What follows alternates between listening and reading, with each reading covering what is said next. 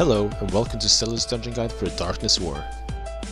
The first boss you will encounter is called Bathtub Crusher. This boss constantly spawns ads which the DPS should nuke down. These ads also die really fast, so this shouldn't be a problem. The boss will cast a spell named Blood Boil every now and then. It is an AoE which will be marked with a red circle around the boss. This AoE has a pushback effect if you're standing in it when it's fully cast. Sometimes the boss will channel a spell on one of the ads, which will make the ads work really slow with its weapon raised high in the air. When they get close to a player, they will explode, leaving a red blood pool on the ground.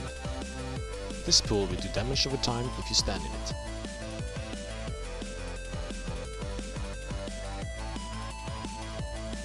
The next boss is the Belvan Bloodhound.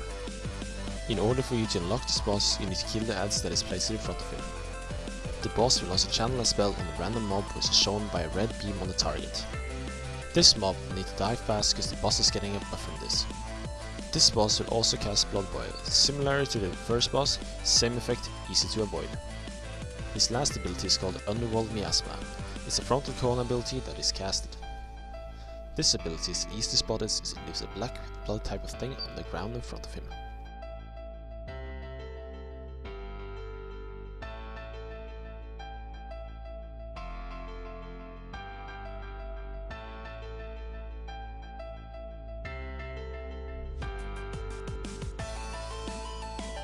The third boss is named Dark House Sorcerer. This boss has two phases. First phase, in the start of the fight, it will be more or less like a tank and spank, until he starts casting his spells. His first spell is a small AoE around himself, and if you walk into this, you will be knocked back. This AoE will spawn two ads. When the ads dies, the phase will end. The first spell he will cast in second phase is called Blood Cup. This is an AoE that will cover the entire room. The safe spot during this ability is in the middle of the room. His second spell is the big line that will cut the inner circle in half. If you get hit by this, you will get knocked back into the AoE. After the first line, he will begin to cast the second line, which will split the circle you're standing in into 4 pieces. After you completed phase 2, phase 1 will start all over again, but only a little harder, which means there will be spawned 3 ads instead of 2. After this, the phase 2 will start all over again. This time the line will start to rotate clockwise. The fourth boss is Unbound Akab. When encountering this boss, you will have to kill the ads before the boss. These ads will leave blood pools on the ground when they die. These pools will last until the boss summons new ads. When we kill the ads, the boss will emerge from underground.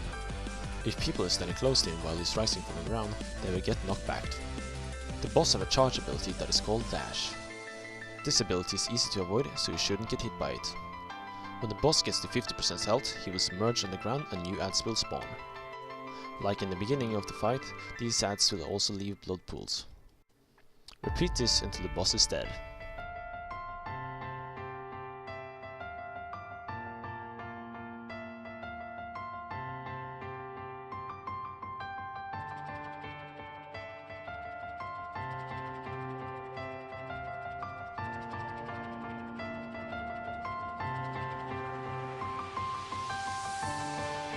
The second last boss is Mayan Battle Mage. He is a spellcaster type of boss, which will cast a spell called Sanguine Omen. This is a AoE ability that will be cast on the tank. The boss will teleport to one end of the room and send out 6 bombs. These bombs are easily spotted since they will be marked with white circles on the ground. He will also teleport to a spot where you can't reach him. While he's teleported away, he will start bombing the left side of the room, followed by the right part of the room, after that the middle part. This is so obvious how to avoid, so I shouldn't really need to tell you how to avoid it. Ads will randomly spawn and they will appear on the right side of the room. You will need to kill these ads fast because the boss will channel a spell on them, which will make them explode and leave a blood pool. These ads are much like the ads you will find in the first boss fight, with Bathtub Crusher.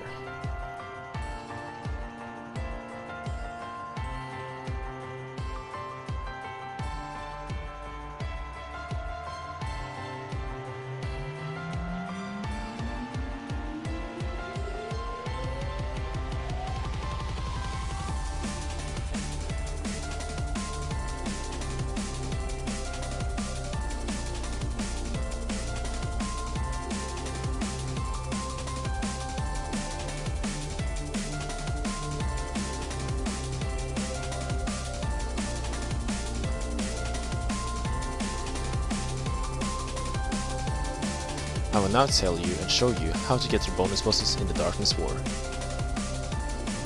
When you get to the last boss, simply move backwards until you find the bonus bosses. These bosses work in the same way as the second boss. They have the cone, they have the AoE, just move out of them and you will be safe. As you can see here, you can fight more than one boss at a time. Just make sure you don't stand in any of the AoE and you will be fine.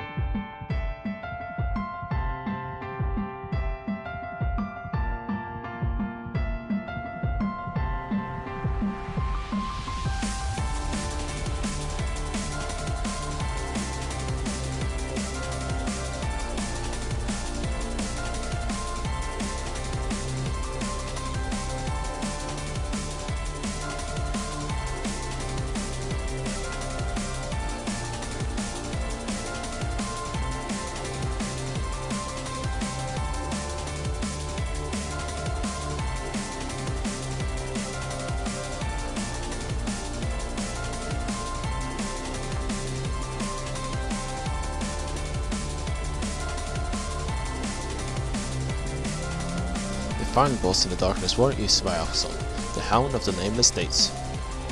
You start this encounter by stacking in the white circle located in the left side of the room. The rest of the group should stack behind the tank, so you can get aggro from the ads that's coming towards you. In this part of the fight, you will encounter ads that will move towards you in packs. Try to kill all the ads in the same spot to make it easier later in the fight. When the boss enters the battle, he will have several abilities like Exhale the Void. This is a frontal cone spell which will leave black belt on the ground in front of him. It is easily spotted and avoided. He has ability named Concuss. This ability makes your screen blurry. This ability cannot be avoided, but he will only use it once in the fight. But the amount of fate you build up on the boss as a tank will be resetted. When the boss hits around 75% health, he will use an ability named Reanimation. This ability will bring all the ads you killed earlier in the fight back to life. While the ads are coming back to life, the boss will fly back into his pit. While you're killing the ads, a shaman will appear in the middle of the room. This shaman will give an increased damage buff which will last through the entire fight. While you're killing the ads, the shaman will also channel an ability to drag the boss out of his hiding place. Meaning, he will be back into the fight for you to kill. This will kinda start the fight all over again, meaning you have to deal with the same abilities you had before you left the fight. The only new thing in this phase is that you will also have to deal with ads.